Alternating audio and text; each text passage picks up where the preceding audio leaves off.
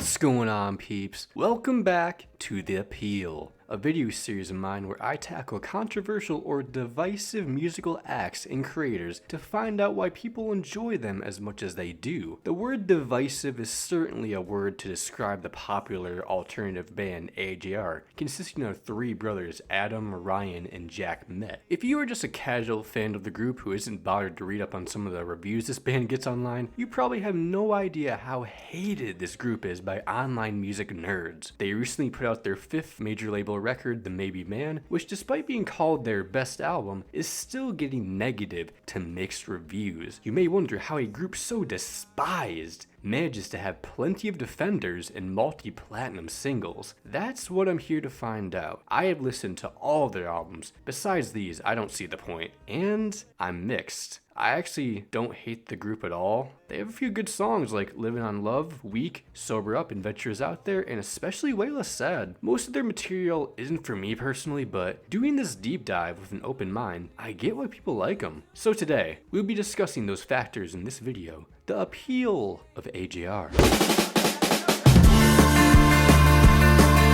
Right off the bat, I give this group hats off for producing, writing, and mixing all their music. There aren't a whole lot of musicians who do this. I gotta give them credit here. This might seem like I'm giving them a golden sticker, a band that actually tries to make music all by themselves without industry professionals. The thing is that AJR's style is pretty unique. I can't say I've heard a band sound quite like them. Now, this could be a bad or good thing depending on the consumer. The group has a DIY way of making their music. Everything is arranged by them. All the ideas are formulated by them. Sure, not every instrument you hear is played by them, but they are the ones orchestrating it. This is proven by their production breakdown streams hosted by Ryan Met, where he goes through files and stems of some of their songs to show to their fan base how they make their music. Their process can be described as Pro Tools, a microphone, and a big idea. The styles they incorporate are theater, folk, pop, EDM, and hip-hop. There are also some soft rock elements on tracks like The Dumb Song, a song that I will highlight here as taking a year and a half to make. So their songs can be a bit of a mess, a combination of instruments ranging from trumpets to violins to ukuleles to chopped up vocal samples. This sounds like a negative, but AJR fans absolutely love it. They love how chaotic and wild the songs can get. There are some outrageous sounds that they fit in to keep the listener engaged. Here we go. It might take a couple re-listens to get used to, but it keeps them coming back for more. Did these guys seriously just sample SpongeBob on one of their biggest hits?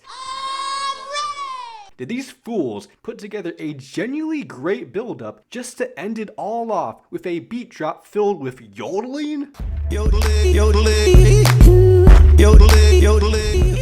What a stupid idea! Pretty much why diehard fans want to see the band break down the production process. What was the vision behind this specific moment? It might not sound professional, clean, radio friendly, and I think that's what makes them stand out. You will know what an AJR song sounds like in comparison to any other band. The art they are making sounds true to them, no matter the result. The do-it-yourself experience is quite relatable, as it shows that if you have a musical idea, go for it. It doesn't matter if you have zero musical knowledge, access to an expensive studio, or any instruments at hand. Do with what you have at the moment, because you never know what you could create that ends up bridging towards more opportunities. It might not be good at first, but if you see the potential, chase that dream until it reaches peak form. But how does this relate to AJR?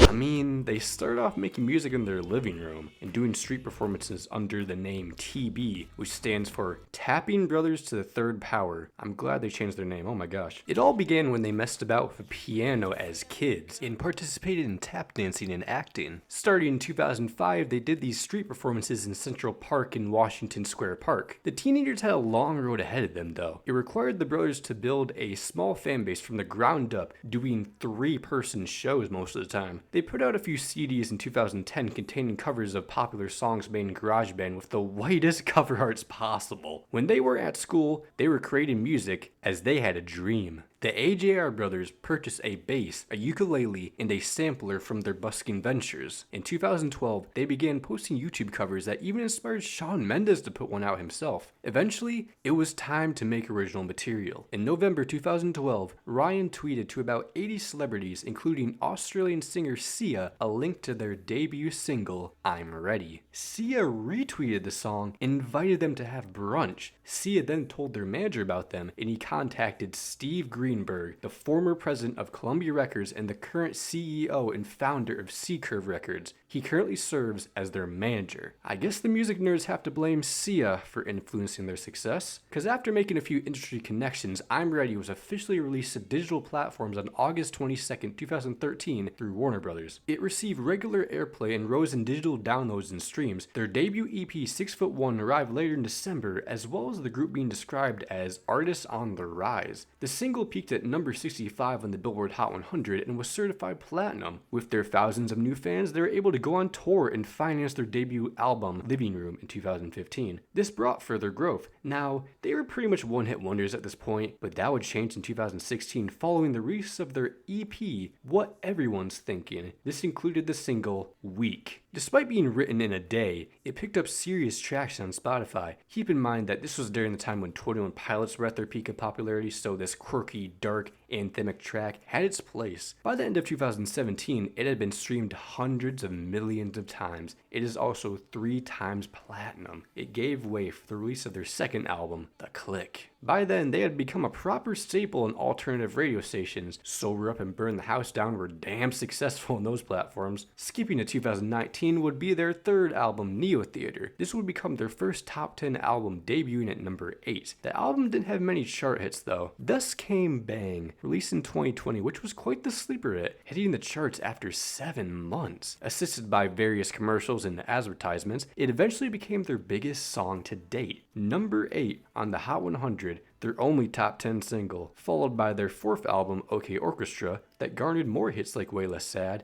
and TikTok smash World's Smallest Violin in 2021. Recently, they put out their fifth album, The Maybe Man. To this day, they still make music the same way, in their apartment living room in Chelsea, Manhattan. It didn't matter how famous they became, they still stayed true to where they started. My dad can't get out of bed.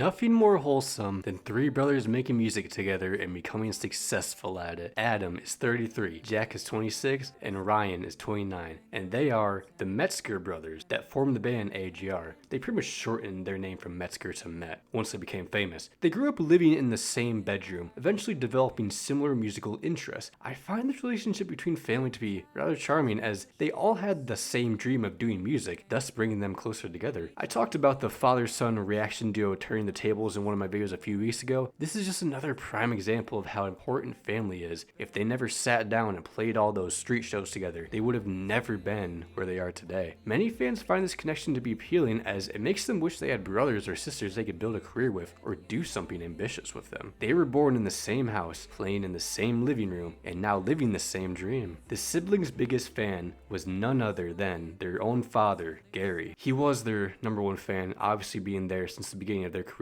He worked as an architect to help keep a roof under his family. Unfortunately, Gary passed away during July 2023 from an unknown serious illness that he had been dealing with for the past year. Gary's condition had a major impact on the band, leading to them canceling shows to spend as much time as they could with him before they couldn't. All their emotions found their way into their music. They wrote a song, God Is Really Real, singing about their father being unable to get out of bed. Despite his bad state, they still had hope he would get out of bed and they would sing the song they made to honor him. Once they realized his time was about to be up, they had no choice but to release it early so Gary would be able to hear it before he passed. It's been called one of their best for a reason. You can give AJR a lot of crap, but you can't deny their connection as a family. Gotta respect it. No thank you is what I should have said. As you can tell, AJR doesn't hold back on their feelings and will vent out whatever is on their mind. We've discussed that they produce everything in their music, meaning that they can be transparent about their issues without anybody holding them back. The band claims that having complete control over their music allows them to be as honest as possible with their fans who have similar struggles with depression and anxiety. Their lyrics paint a picture of an adult who misses their childhood and hates growing up. Netflix Trip pretty much describes Netflix Trip, that's a crazy name by the way. Netflix Trip pretty much describes life events the band is having during specific seasons of popular TV show The Office. Don't Throw Out My Legos is the band refusing for their parents to get rid of their Legos they played with during their childhood, as they find it hard to let go of these pieces to happiness. Especially in a nostalgic generation like this one, there are millions of people who can relate to these messages. As cringe as it sounds, these people grew up on Disney, where everything seems so magical and full of life compared to when they actually grew up, to which they realize everything is not what it seems. Sure, these lyrics are shallow childish and low-key embarrassing to anyone who isn't their target audience. If you're listening for music to turn your brain off to, they have a handful of songs that you can surely vibe with, especially on Living Room. On the other hand, I can't help but admire their dedication to uplifting their fans to face their personal demons. The Turning Out trilogy, where each brother writes something personal, where they think everything will turn out alright, and then details how it actually turned out. It usually turned out bad. On part 2, Ryan believed he was in love with someone, but realized he was only in love the idea of her. Weak is about balancing temptation with the importance of remaining strong. They know that mentally they are weak and need to acknowledge it further to fix themselves. This leads to Way Less Sad, all about admitting your faults and finally getting help from a therapist. Jack was diagnosed with OCD years ago. He pretended that he was okay, but he really wasn't. After getting treatment, he wasn't all the way happy, but he was certainly way less sad. It's all about progress to finding true happiness, giving their audience hope. They also urged their audience to turn away from desired wishes that could lead to harm on maybe man. In this song, Jack wants to be God, he wants to be rich, he wants to be cocaine. Eventually he realizes he just needs to be himself. The execution might not always be there, but the idea is something to consider.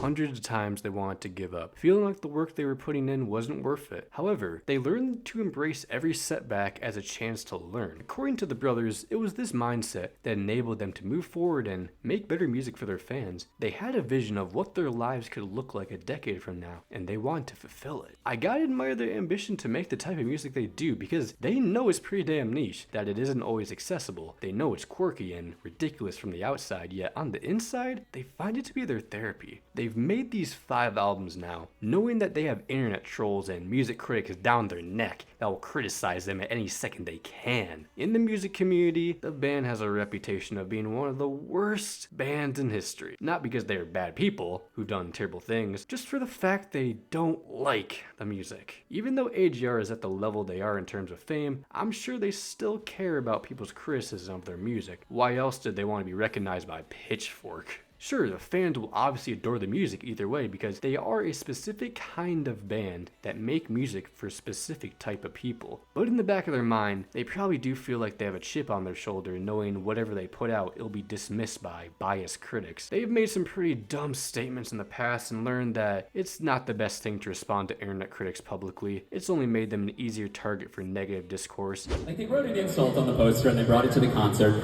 and they held it up and they saw, I guess they didn't think I would see it. But I did see it, and then right away, they start making sure that I know that they know every lyric in the show. You love me? I don't know about that. I don't know. Come on.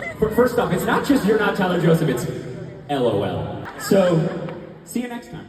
As of today, the only people they plan to please are their fans, who they seem to care for dearly. It didn't matter if they were one of the most hated bands in the world. They were going to fight through all the backlash and focus on the crowd that every musical artist should center towards, the people that actually care about them.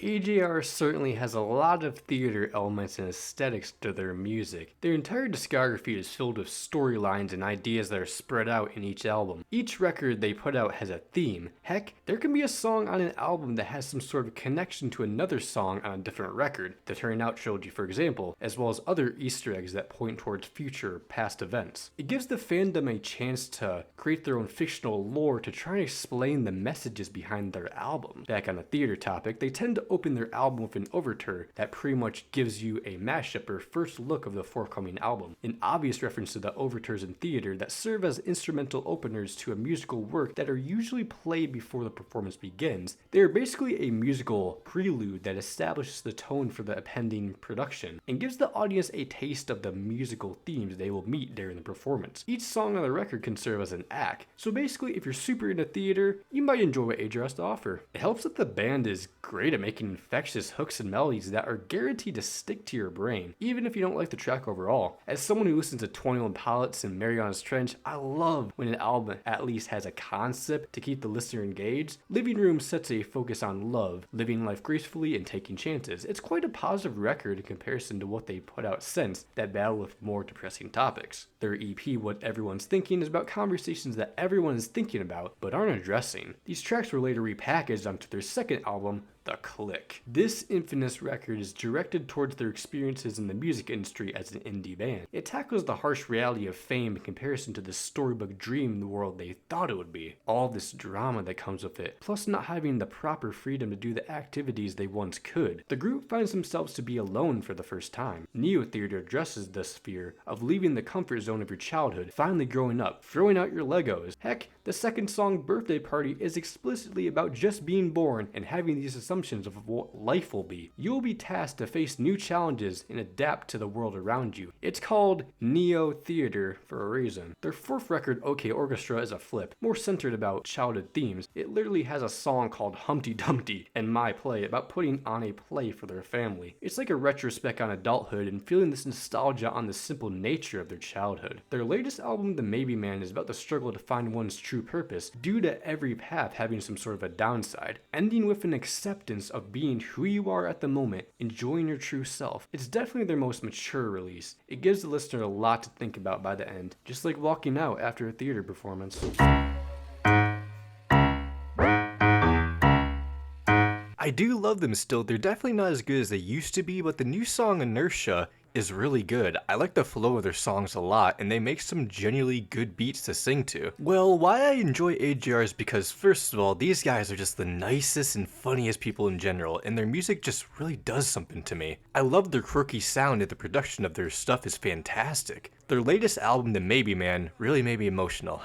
I saw them live last year, and I'm gonna see them again on the Maybe Man tour next year, which I'm so excited about. When I became an AJR fan, I met more friends who also enjoyed them, and without AJR, I would have never met them. AJR changed my life. I'd say I found the music, very mentally stimulating because there was so much going on. Not only are most of their songs very good, but the messages and themes of most of them are really relatable and have helped me during some hard times. It's the combination of upbeat music and down-to-earth lyrics. They also have a really unique sound, and I love that they do all the making of bits to show how exactly a song comes to life. There's something really appealing about knowing that they produce all their own stuff. It's all super genuine and from the heart, and that makes it relatable. I'm not into pop music much anymore, but AJR has stayed in my rotation. A lot of the things they get hate for, I find myself enjoying, such as playful beats and lots of vocal play. They have very real lyrics. Sometimes they come across as corny, but I enjoy that type of honesty and lyricism. Layering trumpets, layered and neat vocal harmonies, a theatrical approach to a lot of the different genres, versatility, and engaging live performances. Just the overall package of AJR is amazing. I love the production side of it because Ryan is an extremely unique producer. Even the simplest of songs have tons of layers. Then on the lyrical side, I love AJR because their themes and messages are conveyed in a really cool way. They're really good at showing instead of telling, like with Maybe Man. Instead of just saying, I wish I was popular or I wish I could escape, it's told through the lenses of ordinary things like stones or a house.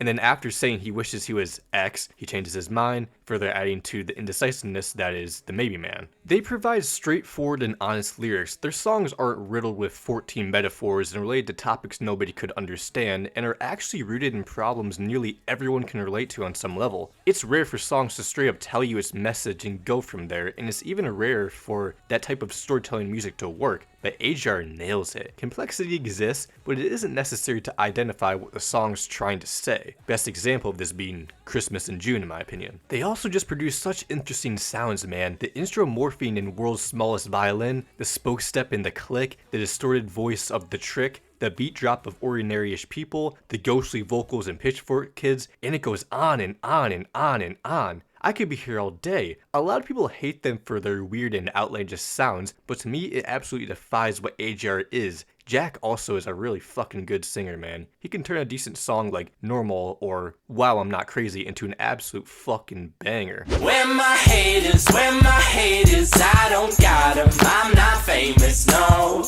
You know, their song I'm Not Famous is just funny at this point because they most certainly have haters. I'm not one of them, but I get why people don't like them at all. The thing is that they're only really hated by online music nerds as they're not mainstream enough to be globally hated like Nickelback. First off, I want to address the copyright issues that have come from this, which I will say isn't always their fault, but it doesn't make their reputation any better. They are under Warner Brothers that are pretty damn greedy and will most likely try to copyright this video for using footage of the band. It even forced popular UK YouTuber Toby from the Sidemen to remove his iconic intro that features a snippet of I'm Ready. He had used it since 2013 and it was even whitelisted by the band themselves until 2019, where he announced that he could no longer use it as copyright claims were too frequent. Screw you, Warner, claim my video, I dare you! Anyway, let's talk about parts of the music people don't like. I haven't addressed the vocals of AJR in this video. I mean, they're fine, not out of this world in my opinion. The issue is what they do with those vocals sometimes. There will be super high-pitched harmonies they'll throw out that just aren't executed well. I've heard people say they sound like dying cats, hyenas getting castrated, almost unholy screeching, and vocals that would embarrass your average fetus. Yeah, some of the pitch shifting and chipmunk vocals can put a great number of people off. Yup. It can get pretty grating at some parts, I can't lie. Seriously, what is that yodeling? Then there's the lyrics. We've already talked about the charm about them, but from an outsider perspective, what is presented is rather childish and embarrassing to say the least. 100 bad days make 100 good stories, and 100 good stories make me interesting at parties. Yeah, I grew up on Disney, but this doesn't feel like Disney. Now I'm feeling like Woody Allen. Are you sure about that? Baby girl, looking fine. Watch you playing and playing and playing these guys. You aren't the Backstreet Boys, I'm afraid. I kinda wish I was still a virgin. Time to finally see what sex is like. Okay, I'm done. So yeah, pretty stupid lyrics. All have the potential to boil the blood of Brad Taste, ARTV, and Spectrum Pulse. Finally, we have the production. It's a niche style of assembling your instrument this way. It doesn't mean everyone's gonna like it. AJR has this off-kilter way of mixing in a boatload of sounds out of nowhere in places that you don't expect on first listen. It's what you call overproduced. When you're trying to mash dubstep with folk, this is bound to happen. They don't play it safe, and if something sounds cool in their ears, they're going to go with it. The fans clearly love this, but when I hear songs like The World is a Marble Heart, I question what I'm even listening to. It's a sensory overload for my poor brain. It's like they attempt to make their songs as grand as possible, leading to a bunch of ideas intercepting and clashing awkwardly. A lot of people call The Click their worst album. I don't even hate that one steaming hot take. At least it has a few good songs, but I can't stand Living Room, man. I respect the vision of trying to be different, but it isn't always going to lead to listenable music.